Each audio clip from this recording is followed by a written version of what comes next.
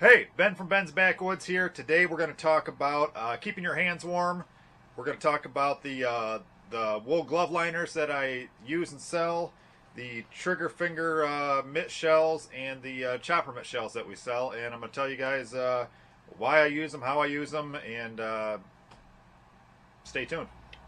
So here we have a close-up view of the wool glove liners that we sell. These are a GI glove liner.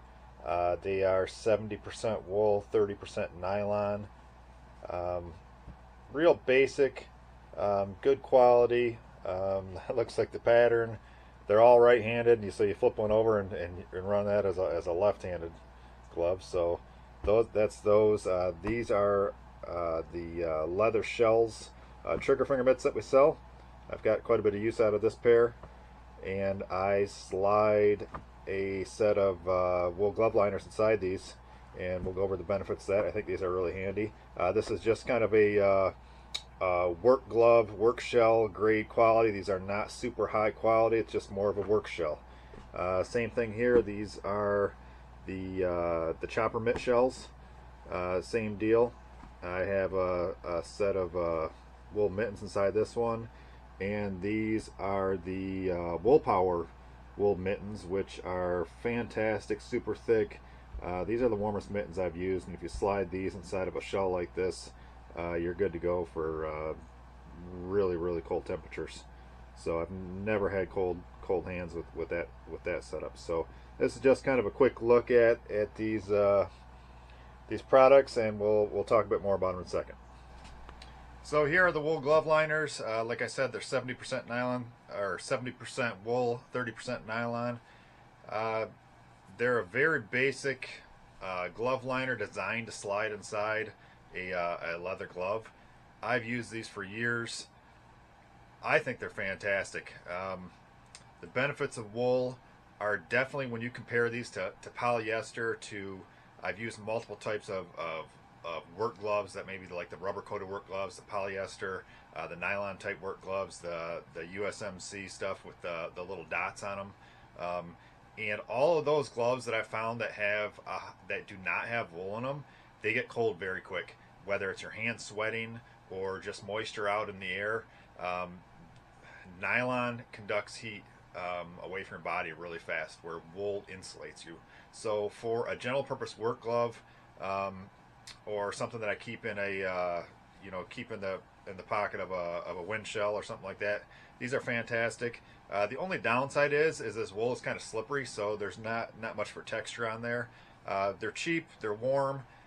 When I go out and do camping or winter camping like this, I usually have two pairs of these. One pair that I use inside of either a leather chopper mitt or a trigger finger mitt, and another spare pair. If one gets wet, I'll swap them out, and it's just nice to have an extra set of these floating around. So these have been fantastic. Like I said, they're cheap, they're warm.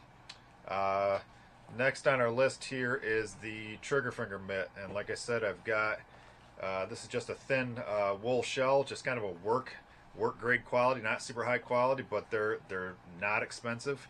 And this has got your thumb and your forefinger on here. That's able to use, and I just slide. Here's a pair of black ones that I've had in there.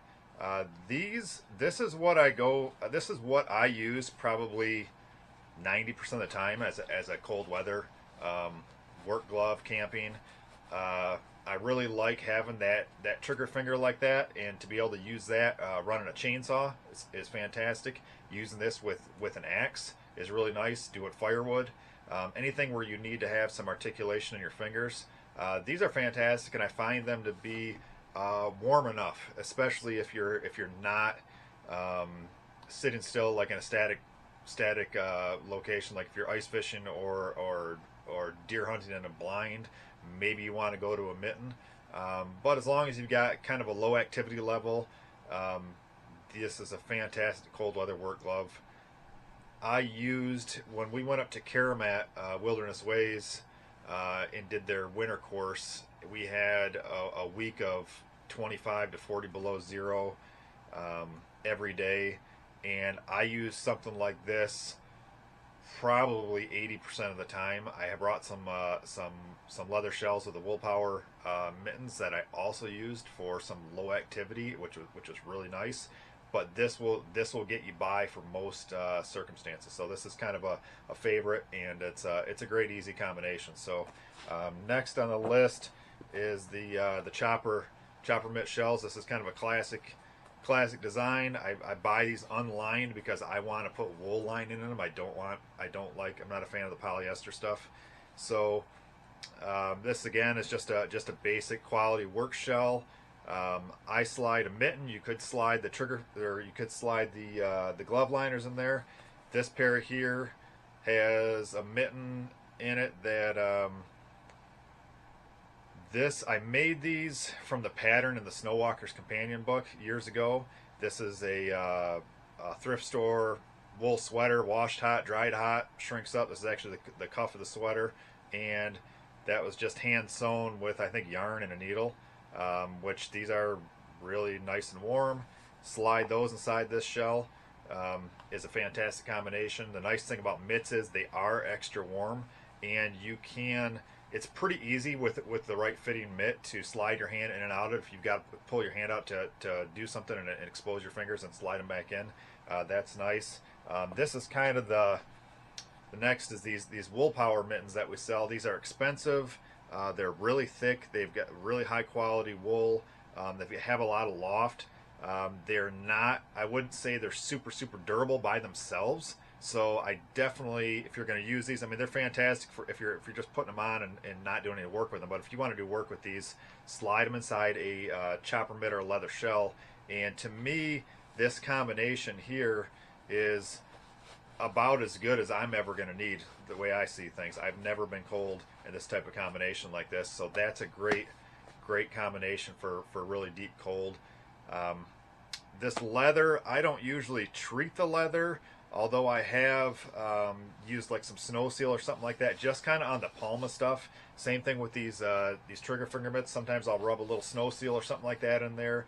Leather's great in dry cold conditions, but when stuff gets really wet, leather can kind of absorb moisture and get kind of soggy.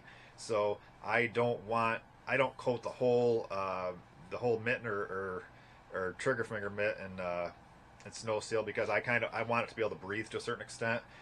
But on your palm and your thumb and all that, it's not a bad plan to rub some snow seal or something like that in there. So I've been using these combinations for many years, and I get really good results out of them. So like to hear what you guys think. Like to hear your comments.